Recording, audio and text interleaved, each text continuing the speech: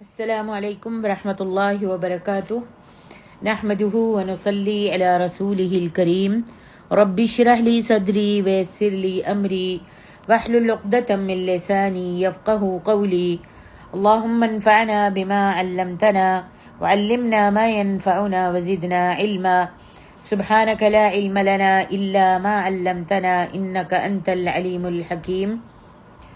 تفسیر سورۃ الحدید آیت نمبر 12 سے 19 تک۔ اعوذ باللہ من الشیطان الرجیم۔ یوم تری المؤمنین والمؤمنات یسعی نورهم بین ایدیہم وبایمانہم بشراکم اليوم جنات تجری من تحتها الانہار خالدین فیہا ذلک هو الفوز العظیم۔ یوم یقول المنافقون والمنافقات للذین آمنوا انظرونا نقتبس من نورکم قیل ارجعوا وراءکم فالتمسوا نورا فضرب بینہم بسور له باب باطنه فیہ الرحمہ وظاہرہ من قبلہ العذاب ينادونهم ألم نكن معكم قالوا بلى ولكنكم فتنتم أنفسكم وتربصتم وارتبتم وغرتكم الأماني حتى جاء أمر الله وغركم بالله الغرور فاليوم لا يؤخذ منكم فدية ولا من الذين كفروا مأواكم النار هي مولاكم وبئس المصیر۔ اس دن آپ ایمان والوں اور ایمان والیوں کو دیکھیں گے کہ ان کا نور ان کے آگے اور ان کے دائیں دوڑتا ہوگا۔ کہا جائے گا آج تمہیں ایسے باغات کی بشارت ہے جن کے نیچے نہریں جاری ہیں، وہ ان میں ہمیشہ رہیں گے، یہی تو بہت بڑی کامیابی ہے۔ اس دن منافق مرد اور منافق عورتیں ان لوگوں سے جو ایمان لائے کہیں گے تم ہمارا انتظار کرو کہ ہم بھی تمہارے نور سے کچھ روشنی حاصل کر لیں۔ ان سے کہا جائے گا اپنے پیچھے کی طرف لوٹ جاؤ، پھر نور تلاش کرو۔ تب ان کے درمیان ایک دیوار حائل کر دی جائے گی جس کا ایک دروازہ ہوگا، اس کے اندر کی طرف رحمت ہوگی اور اس کے باہر کی طرف عذاب ہوگا۔ وہ منافق ان مومنوں کو پکاریں گے کیا ہم دنیا میں تمہارے ساتھ نہیں تھے؟ وہ کہیں گے ہاں، کیوں نہیں، لیکن تم نے اپنے آپ کو فتنے میں ڈال لیا تھا اور تم نے اہل ایمان کے بارے میں گردش زمانہ کا انتظار کیا اور تم نے شک کیا اور تمہیں جھوٹی خواہشوں نے فریب دیا حتیٰ کہ اللہ کا حکم آ پہنچا اور تمہیں دھوکے باز شیطان نے اللہ کے بارے میں دھوکہ دیا، لہذا آج تم سے کوئی فدیہ نہیں لیا جائے گا اور نہ ان لوگوں سے جنہوں نے کفر کیا۔ تمہارا ٹھکانہ آگ ہے، یہی تمہارے لیے زیادہ موزوں ہے اور وہ لوٹ جانے کی بہت بری جگہ ہے۔ اس آیت سے یہ معلوم ہوتا ہے یوم تری المؤمنین والمؤمنات یسعی نورهم بین ایدیہم۔ اس آیت سے یہ معلوم ہوتا ہے کہ یہ معاملہ اس وقت پیش آئے گا جب میدان محشر میں فیصلے کے بعد مومن مردوں اور عورتوں کو جنت کا پروانہ مل جائے گا۔ پھر یہ بھی معلوم ہے کہ جنت کو جو راستہ جاتا ہے، جنت کی طرف جو راستہ جاتا ہے وہ جہنم سے ہو کر جاتا ہے، جہنم کے پاس سے گزر کر جنت کا راستہ آتا ہے، اور ہر جنتی کو لازماً جہنم کے پاس سے گزرنا ہوگا اور پل صراط سے گزرنا ہوگا، اور اس راستے میں سخت تاریکی ہوگی۔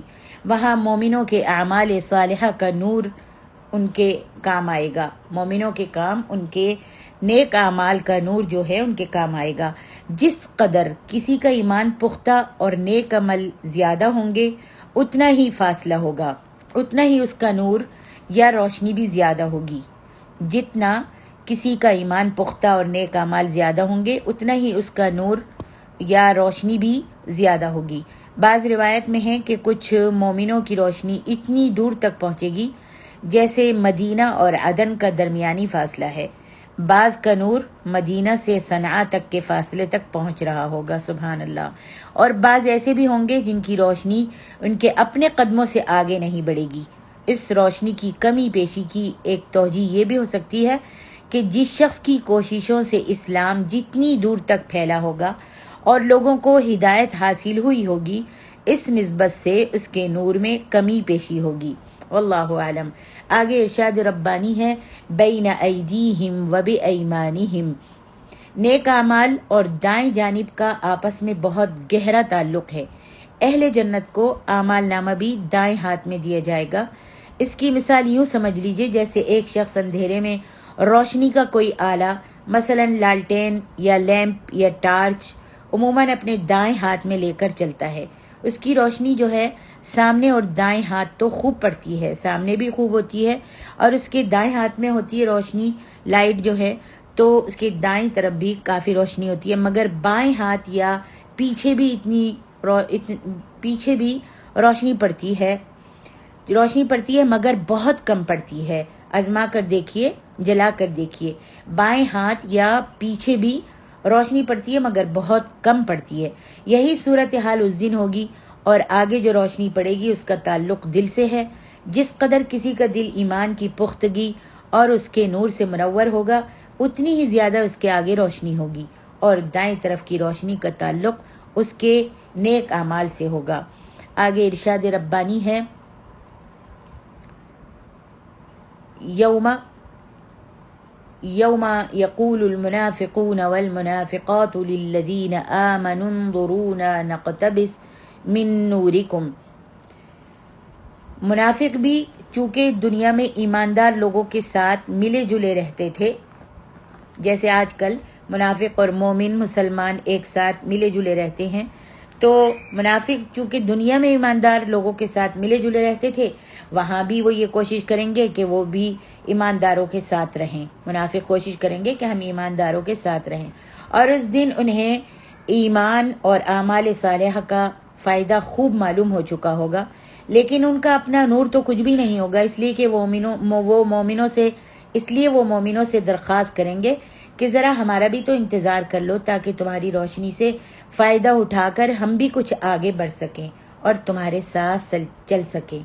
اور اس کا دوسرا مطلب یہ بھی ہو سکتا ہے کہ وہ کہیں گے کہ ذرا مڑ کر ہماری طرف دیکھو کہ تمہارے ہمارے طرف دیکھنے سے تمہاری روشنی ہمارا راستہ بھی منور کر دے۔ جب ظاہر بات ہے جب مڑ کر دیکھیں گے ایمان والے تو منافقوں کو بھی روشنی نظر آ جائے گی، اس لیے کہیں گے کہ ذرا ہماری طرف مڑ کر دیکھو تاکہ ہم تمہاری روشنی سے فائدہ اٹھائیں، ہمارا راستہ بھی منور ہو جائے اور ہمارے راستے میں اجالا ہو جائے، اور ہم اس روشنی سے فائدہ اٹھاتے ہوئے آگے بڑھ کر تمہارے ساتھ شامل ہو جائیں۔ اللہ اکبر۔ قیل ارجعوا وراءکم، یہاں پر اس فقرے کے دو مطلب ہیں۔ ایک یہ کہ یہ روشنی ہمیں ایمان اور نیک اعمال کی بدولت حاصل ہوئی ہے، اور ایمان اور اعمال صالحہ کمانے کا اصل مقام دنیا ہے جو تم پیچھے چھوڑ آئے ہو۔ اب اگر تم روشنی چاہتے ہو تو یہ تمہیں دنیا سے ہی مل سکتی ہے۔ اس فقرے کے قیل ارجعوا وراءکم، جب وہ کہیں گے ہماری طرف مڑ کر دیکھو تاکہ ہم بھی روشنی سے فائدہ اٹھائیں، تو مومن جواب دیں گے قیل ارجعوا وراءکم۔ تو اس کے دو مطلب ہو سکتے ہیں کہ روشنی ہم ایمان اور اعمال صالحہ کی بدولت ہم کو حاصل ہوئی ہے، اور ایمان اور نیک عمل کمانے کا اصل مقام جو ہے وہ دنیا ہے جو تم پیچھے چھوڑ آئے ہو۔ اب اگر تم روشنی چاہتے ہو تو یہ تمہیں دنیا سے ہی مل سکتی ہے، اگر تم واپس دنیا میں جا سکتے ہو تو جاؤ اور وہاں یہ روشنی تلاش کر لو۔ اور دوسرا مطلب یہ ہے کہ ایمانداروں کو ایمان اور نیک اعمال کی روشنی عملاً اس وقت عطا کی جائے جب انہیں تاریکی میں آگے بڑھنے کی ضرورت پیش آئے گی، اس وقت ان کو روشنی دی جائے گی۔ ہو سکتا ہے اس وقت ان کو، ایمانداروں کو اور نیک اعمال کرنے والوں کو، اس وقت روشنی دی جائے گی جب انہیں تاریکی میں، اندھیرے میں آگے بڑھنے کی ضرورت پیش آئے گی۔ اس لحاظ سے اس کا مطلب یہ ہوگا کہ واپس اس مقام پر چلے جاؤ جہاں یہ نور تقسیم ہوا تھا، اور وہاں جا کر اپنے لیے روشنی تلاش کرو۔ آگے ارشاد ربانی ہے، فَالْتَمِسُوا نُورًا فَضُرِبَ بَيْنَهُمْ بِسُورٍ لَهُ بَابٌ بَاطِنُهُ فِيهِ الرَّحْمَةُ۔ مومنوں اور منافقوں کے درمیان گفتگو کا یہ سلسلہ جاری ہوگا کہ ان کے درمیان ایک دیوار کھینچ دی جائے گی جو جنت اور جہنم کے درمیان حد فاصل کا کام دے گی۔ مومنوں کی سمت جنت کی خوشبوؤں کی لپٹیں آنے لگیں گی اور منافقوں کی طرف جہنم کے اثرات پڑنے شروع ہو جائیں گے۔ ینادونہم الم نکم معکم، اس دیوار میں ایک دروازہ ہوگا۔ اب یہاں سے منافق مومنوں کو پکار پکار کر کہیں گے کہ دنیا میں تو ہم نے تمہارا ساتھ دیا تھا اور آج تم لوگ ہمیں یہاں چھوڑ کر اکیلے ہی جنت کی طرف جا رہے ہو، تمہیں ہم سے ایسی بے وفائی تو نہیں کرنی چاہیے تھی۔ مومن اس بات کا کیا جواب دیں گے؟ مومن اس بات کا جواب دیں گے قالوا بلا ولکنکم فتنتم انفسکم وتربصتم وارتبتم وغرتکم الامانی۔ اللہ اکبر، جواب دیں گے کہ تم جھوٹ بولتے ہو جو یہ کہتے ہو کہ ہم نے تمہارا ساتھ دیا تھا، اس کے بجائے اصل بات یہ تھی کہ تم لوگ موقع پرست اور مفاد پرست تھے اور اس موقع کی تلاش میں رہتے تھے کہ مومنوں اور کافروں میں سے جس کا پلڑا بھاری رہے، جس کو زیادہ غنیمت کا مال ملے، جس کو مال و دولت ملے، جس کا پلڑا بھاری رہے، اس کے ساتھ مل کر اپنی دنیاوی مفاد حاصل کرو۔ تمہارا تو یہ تھا کہ تم تو یہ چاہتے تھے اور تم اس لیے ہمارے ساتھ رہتے تھے کہ تم اپنے آپ کو تم نے فتنے میں ڈال لیا تھا اور تم نے ایمان والوں کے بارے میں یہ سوچا ہوا تھا کہ ان پر کب مصیبت آتی ہے، کب مشکل آتی ہے، یا پھر ان کے پاس کب مال غنیمت آتا ہے۔ ٹھیک ہے، تم تو غرتکم الامانی، اور تم تو انتظار کر رہے تھے کہ اہل ایمان پر کب گردش زمانہ آتا ہے، کب یہ مشکل میں گرفتار ہوتے ہیں، یا پھر کب ان کو مال و دولت ملتا ہے، غنائم کا مال ملتا ہے۔ حتی جاء امر اللہ وغرکم باللہ الغرور۔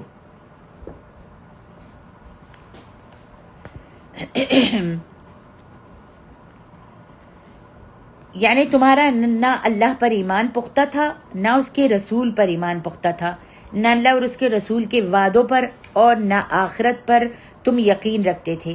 جب تم دیکھتے تھے کہ مسلمانوں کے حالات جو ہیں مسلمانوں کے حق میں ناسازگار ہیں اور کافروں کی کثرت تعداد، معاش اور سامان جنگ کی طرف دیکھتے تھے تو تمہارا ایمان متزلزل ہو جاتا تھا، تمہارا اللہ اور اس کے رسول کے وعدوں پر اعتماد اٹھ جاتا تھا۔ پھر تم یہ بھی سوچنے لگتے تھے کہ شاید یہ آخرت اور اپنے اعمال کی جزا اور سزا والا معاملہ بھی یقینی ہے یا نہیں، لہذا بہتر یہی ہے کہ ایسی روش اختیار کی جائے کہ کسی بھی فریق سے ملنا ہمارے لیے مشکل نہ ہو، لہذا تم صرف ظاہری طور پر ہمارے ساتھ لگے رہے لیکن تمہاری ساری ہمدردیاں اور دلچسپیاں کافروں کے ساتھ رہیں، یعنی تم دل سے ایمان نہیں لائے تھے اور دل سے تم ہمارے ساتھ نہیں تھے۔ آگے ارشاد ربانی ہے حتی جاء امر اللہ وغرکم باللہ الغرور۔ یہاں پر امر اللہ یعنی اللہ کے حکم سے مراد اسلام کا مکمل غلبہ بھی ہو سکتا ہے اور موت بھی ہو سکتی ہے، یعنی جہاں تک تمہارا بس چلتا رہا تم نے اپنے اس رویے میں کوئی تبدیلی نہیں کی، تم یہی سمجھتے رہے کہ ہمارا مسلمانوں کو اندھیرے میں رکھ کر اور انہیں دھوکہ دے کر اپنے مفادات حاصل کر لینا ہی بہت بڑی کامیابی ہے، حالانکہ حقیقت یہ تھی کہ تم خود شیطان کے ہتھے چڑھے ہوئے تھے اور مرتے دم تک اس نے تمہیں اسی دھوکے میں مبتلا رکھا کہ اب کوئی دن میں مسلمان تباہ ہوتے ہیں، اب تباہ ہوتے ہیں اور اسلام مٹ جاتا ہے۔ اس واسطے تم دونوں کے ساتھ ملے ہوئے تھے، لیکن تمہارا دل جو تھا وہ منافقوں کے ساتھ تھا اور تم مسلمانوں کے لیے بھلا نہیں سوچتے تھے۔ فَالْيَوْمَ لَا يُؤْخَذُ مِنْكُمْ فِدْيَةٌ وَلَا مِنَ الَّذِينَ كَفَرُوا مَأْوَاكُمُ النَّارُ هِيَ مَوْلَاكُمْ وَبِئْسَ الْمَصِيرُ۔ یہ غالباً مومنوں کی منافقوں سے گفتگو کا آخری حصہ ہے کہ جس مال و متاع کی خاطر دنیا میں تم نے منافقت کا رویہ اختیار کیا تھا، آج اگر وہ مال و متاع تمہیں مل بھی جائے تو وہ تمہارے کسی کام نہیں آ سکتا۔ آخرت میں بھلا مال اگر مل بھی جائے تو کس کے کیا کام آ سکتا ہے؟ کوئی کام نہیں آ سکتا۔ وہ مال و دولت سارے کا سارا دے کر بھی تم عذاب جہنم سے نہیں بچ سکتے، نہ ہم تمہیں اپنے ساتھ لے جا سکتے ہیں۔ ضمناً اس آیت سے دو اور باتیں معلوم ہوتی ہیں، ایک یہ کہ بدترین انجام کے لحاظ سے منافق اور کافر میں کوئی فرق نہیں۔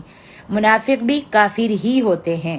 اور دوسری یہ کہ جو شخص اللہ کو سرپرست نہ بنائے، اللہ کو اپنا نہ بنائے، اللہ کو والی اور ولی نہ سمجھے، جہنم خود بخود اس کی سرپرست، اس کی ولی اور اس کا ٹھکانہ بن جاتی ہے۔ ارشاد ربانی ہے، الم یأن للذین آمنوا ان تخشع قلوبهم لذکر اللہ وما نزل من الحق ولا يكونوا كالذين اوتوا الكتاب من قبل فطال عليهم الأمد فقست قلوبهم وكثير منهم فاسقون اعلموا أن الله يحيي الأرض بعد موتها قد بينا لكم الآيات لعلكم تعقلون۔ کیا ایمان والوں کے لیے ابھی وہ وقت نہیں آیا کہ ان کے دل ذکر الہی کے لیے جھک جائیں اور اس کے لیے جو حق سے نازل ہوا، اور وہ ان لوگوں کی مانند نہ ہو جنہیں اس سے پہلے کتاب دی گئی، پھر ان پر مدت لمبی ہو گئی تو ان کے دل سخت ہو گئے اور ان میں سے بہت سے فاسق ہیں۔ تم جان لو کہ بلا شبہ اللہ ہی زمین کو اس کی موت کے بعد زندہ کرتا ہے۔ یقیناً ہم نے تمہارے لیے آیات بیان کی تاکہ تم عقل کرو۔ اسی صورت میں پہلے میں بتا چکی ہوں کہ اس صورت کے اترنے کا وقت غالباً جنگ احزاب سے بعد اور صلح حدیبیہ سے پہلے کا ہے۔ اس وقت تک اسلام کے غلبے کے کئی آثار لوگوں کے سامنے آ چکے تھے۔ جنگ بدر میں کافر شکست سے دوچار ہو چکے تھے، کافروں کو شکست ہو گئی تھی۔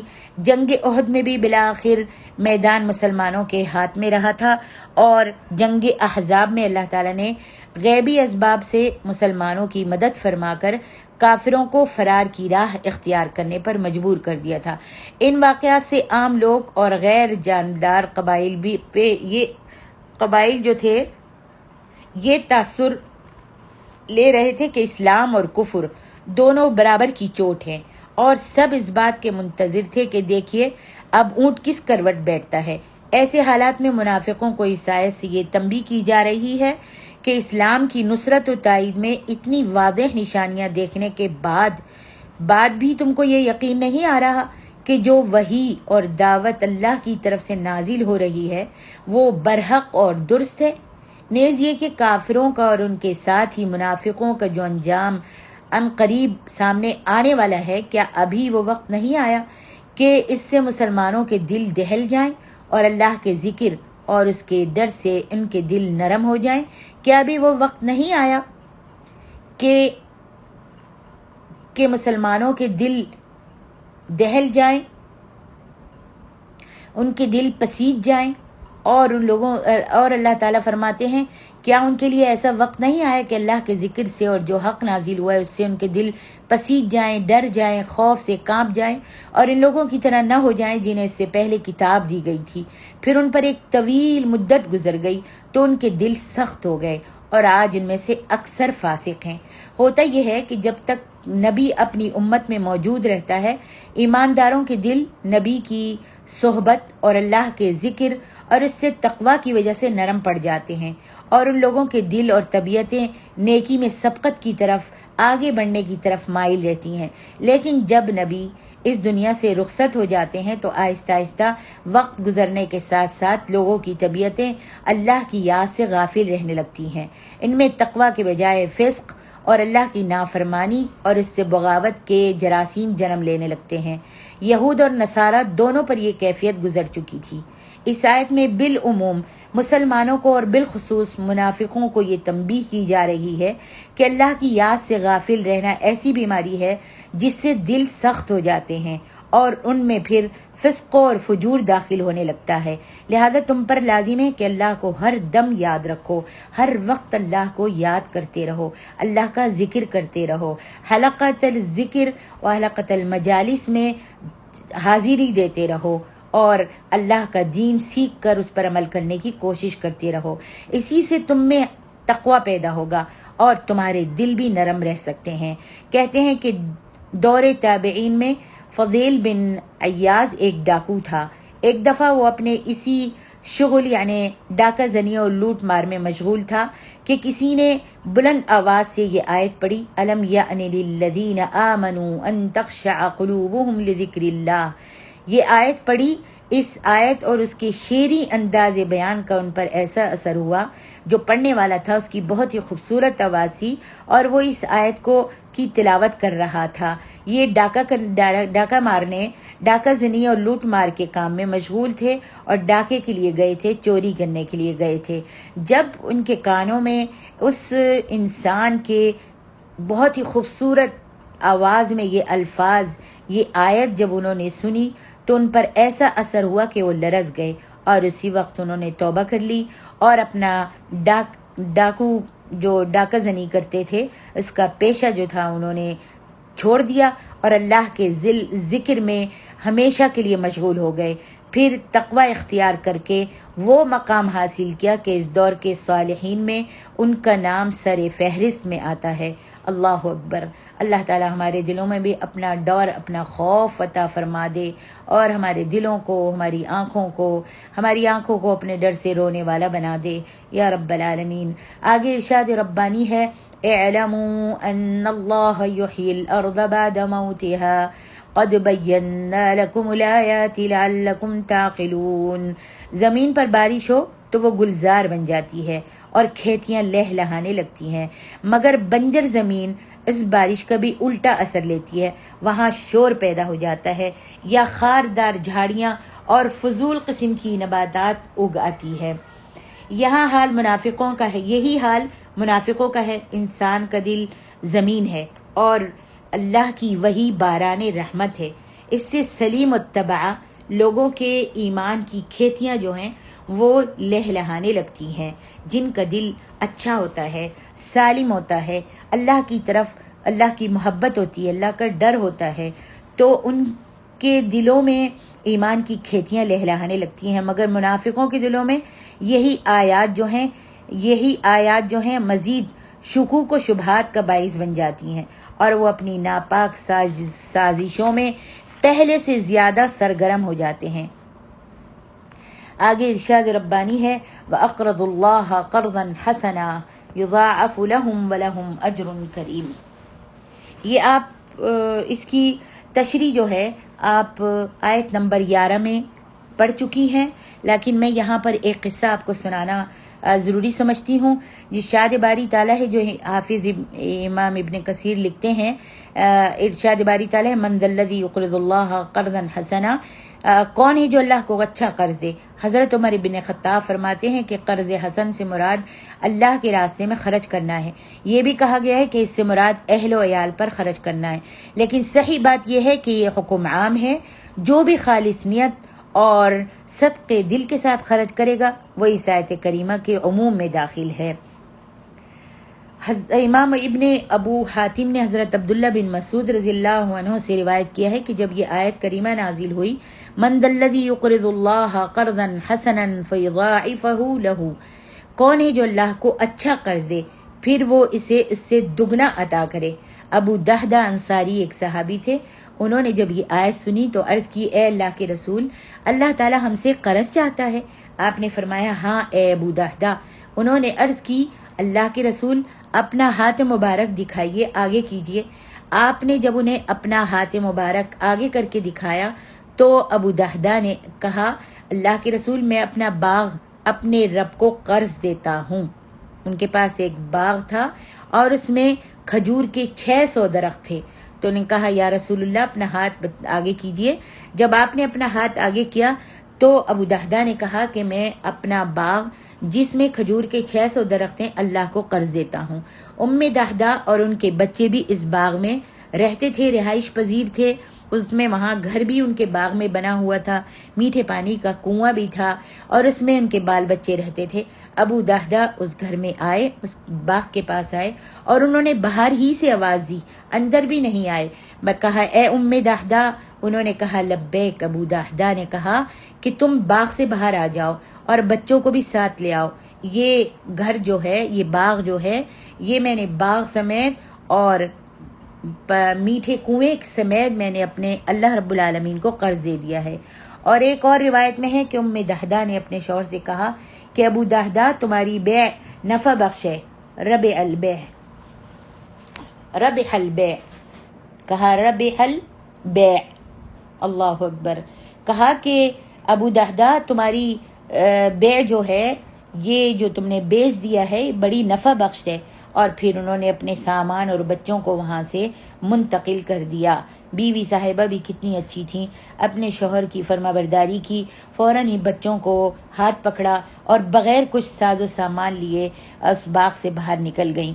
نبی علیہ الصلوۃ والسلام نے ارشاد فرمایا، کم من عذق دواح لأبی الدہداء فی الجنہ، ابو دہدہ کے لیے جنت میں کتنے ہی پھل سے لدے کھجور کے درخت ہوں گے، اللہ اکبر۔ اور ایک روایت میں آپ نے فرمایا، رب نخلۃ مذلات عروقها در ویاقوت لأبی الدہداء فی الجنہ، جنت میں ابو دہدہ کے کتنے ہی کھجوروں کے ایسے درخت ہوں گے جن کے پھل لٹک رہے ہوں گے، اور ان پھلدار درختوں کی جڑیں موتی اور یاقوت کی ہوں گی، اللہ اکبر، سبحان اللہ، سبحان اللہ وبحمدہ، سبحان اللہ العظیم۔ آگے ارشاد ربانی ہے، والذین آمنوا باللہ ورسلہ اولئک هم الصدیقون والشہداء عند ربہم لهم اجرهم ونورهم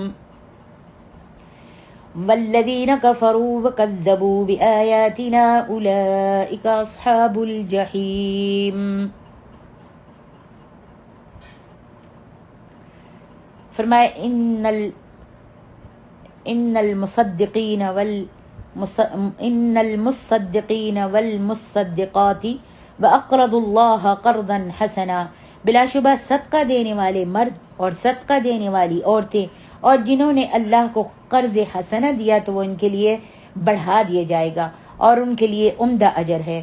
جو لوگ اللہ پر اور اس کے رسولوں پر ایمان لائے وہی لوگ اپنے رب کے ہاں راست باز سیدھے راستے پر اور گواہی دینے والے ہیں، ان کے لیے ان کا اجر اور ان کا نور ہے، اور جن لوگوں نے کفر کیا اور ہماری آیات کو جھٹلایا وہی دوزخی ہیں۔ یعنی جو لوگ سچے دل اور خلوص نیت سے اللہ اور اس کے رسول پر ایمان لاتے ہیں تو اس کا لازمی نتیجہ یہ ہوتا ہے کہ وہ صدیق بن جاتے ہیں اور اللہ رب العالمین کے پاس صدیق ہی شمار ہوتے ہیں۔ صدیق کے معنی و مفہوم میں بڑی وسعت ہے۔ اس کا ایک معنی تو یہ ہے کہ جو کچھ اللہ اور اس کا رسول کہتا ہے بلا تأمل اس کی تصدیق کر دیتے ہیں۔ دوسرا معنی یہ ہے کہ وہ اپنے قول اور وعدوں کے پابند اور اپنے اعمال و افعال میں سیدھے سچے ہوتے ہیں۔ جھوٹ، ہیرا پھیری، مکر و فریب اور بدعہدی اور ایسی ہی دوسری چیزوں سے انہیں نفرت پیدا ہو جاتی ہے۔ ایسے ہی صدیق لوگ جو ہیں قیامت کے دن دوسرے لوگوں پر گواہ بنیں گے، جیسا کہ فرمایا اولئک هم الصدیقون والشہداء عند ربہم لہم اجرہم ونورہم۔ ایسے ہی صدیق لوگ قیامت کے دن دوسرے لوگوں پر گواہ بنیں گے۔ پھر اس کے بھی دو پہلو ہیں، ایک یہ کہ انہوں نے اپنے قول اور عمل سے نمونہ بن کر سب لوگوں پر واضح کر دیا کہ اللہ اور اس کے رسول پر صحیح طور پر ایمان لانے کے یہ اثرات انسان پر مرتب ہوتے ہیں، اور دوسرا یہ کہ وہ قیامت کے دن اللہ کے دربار میں یہ گواہی دیں گے کہ ہم نے فلاں فلاں شخص کو دعوت حق دی تھی اور اس کے رد عمل کے طور پر انہوں نے ایسے ایسے جواب دیے تھے اور ہمارے خلاف فلاں فلاں مظالم انہوں نے ظلم کیے تھے۔ بعض مفسرین اس آیت میں فرماتے ہیں کہ ان کے نزدیک یہ دو الگ الگ اور مستقل جملے ہیں۔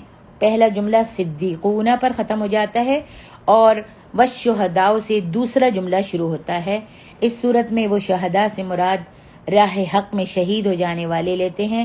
میرے خیال میں پہلا مفہوم ربط مضمون سے زیادہ مطابقت رکھتا ہے، الحمدللہ۔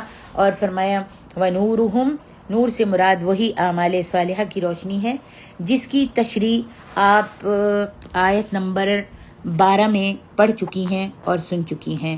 واللہ اعلم۔ السلام علیکم ورحمۃ اللہ وبرکاتہ۔